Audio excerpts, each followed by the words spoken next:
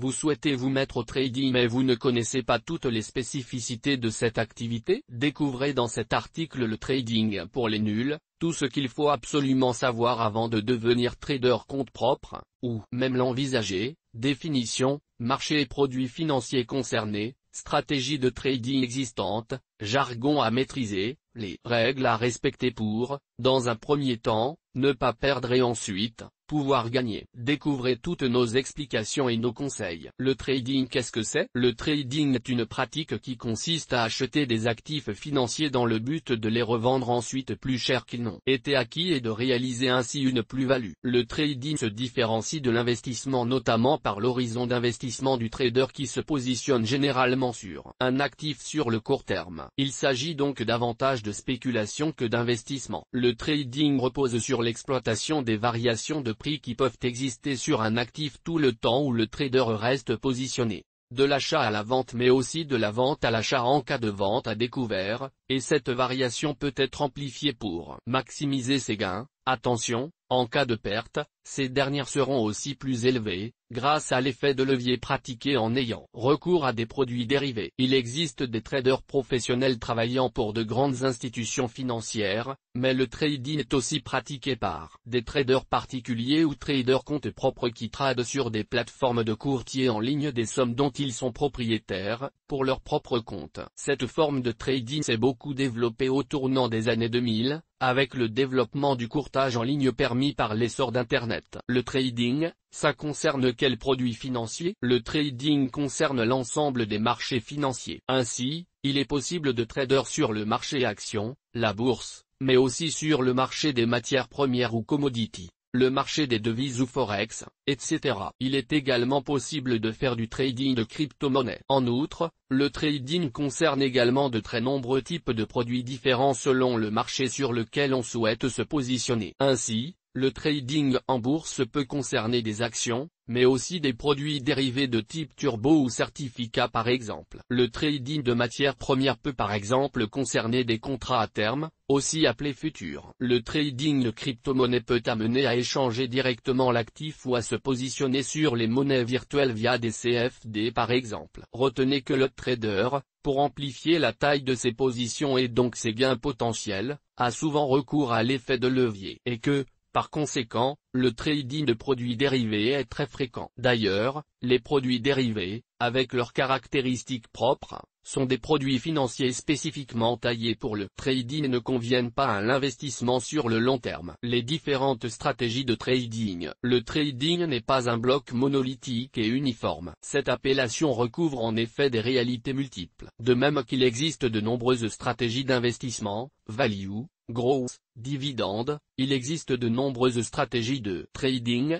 le scalping, le day trading, le swing trading, le trading d'actualité, le trading de position. Si chaque style peut convenir à un débutant, il doit avant tout se fonder sur votre personnalité, le temps que vous avez à consacrer à la pratique du trading, votre profil de risque, etc. Le scalping est la forme de trading la plus agressive dans laquelle le trader cherche à accumuler des petits gains, et donc les prises de position, aux périodes les plus actives de la journée, en laissant une position ouverte quelques secondes à quelques minutes. Vigilance, rapidité et dextérité sont la clé. Le day trading consiste à se positionner sur un actif en choisissant sa tendance, à la hausse ou à la baisse, au début de la journée et à le revendre de quelques minutes à quelques heures plus tard, sans que l'ouverture de la position n'excède la journée. Un day trader ne garde pas une position ouverte durant la nuit. Méticuleux, expert de l'analyse graphique, le day trader apprécie de consacrer une journée entière à un seul trade. Le swing trading qui consiste à surfer sur une tendance en gardant sa position ouverte quelques jours au maximum, est apprécié des traders avertis qui maîtrisent l'analyse graphique mais s'intéressent aussi à la macroéconomie et qui peuvent consacrer quelques heures par jour à leur activité de trading. Le trading d'actualité consiste à prendre ses positions en fonction des indicateurs publiés, des communiqués et news relayés par les médias, pour tirer profit des premières réactions des marchés à ces annonces. Réactivité,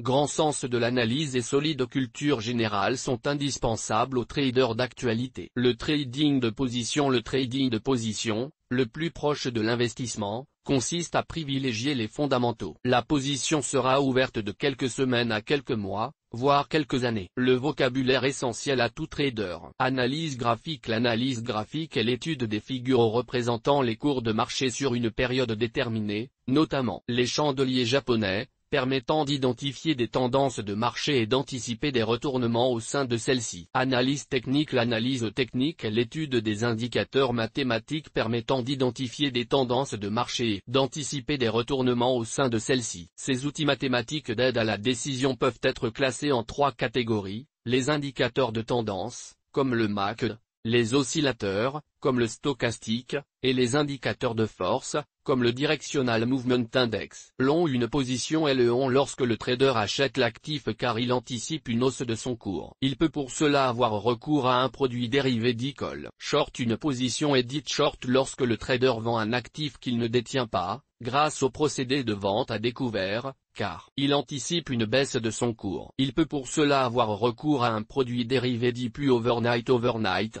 se dit d'une position qui est conservée plus une journée, au-delà de l'heure de fermeture du marché. Sur certains produits dérivés, des frais supplémentaires peuvent être engendrés du fait du maintien de la position. Comment se former et débuter le trading? D'abord, bien sûr, vous devrez maîtriser le jargon du trading ainsi que les bases et notamment les différents ordres de bourse à utiliser à bon escient. Ensuite, vous devrez vous attacher à bien connaître l'actif que vous voulez trader et à vous restreindre au début. En effet, si vous voulez investir sur les matières premières agricoles par exemple, peut-être pourrez-vous envisager le blé seulement au début puis seulement par la suite rajouter le café, le riz, etc. Idem en ce qui concerne les actions. Il vaut mieux se limiter pour le trading à un indice boursier pour commencer et peu à peu élargir son spectre. Enfin, il est indispensable de bien maîtriser toutes les subtilités du produit utilisé, notamment si vous investissez via des produits dérivés. Pour mettre toutes les chances de son côté, mieux vaut y consacrer de longues heures de formation et consulter livres blancs, webinaires,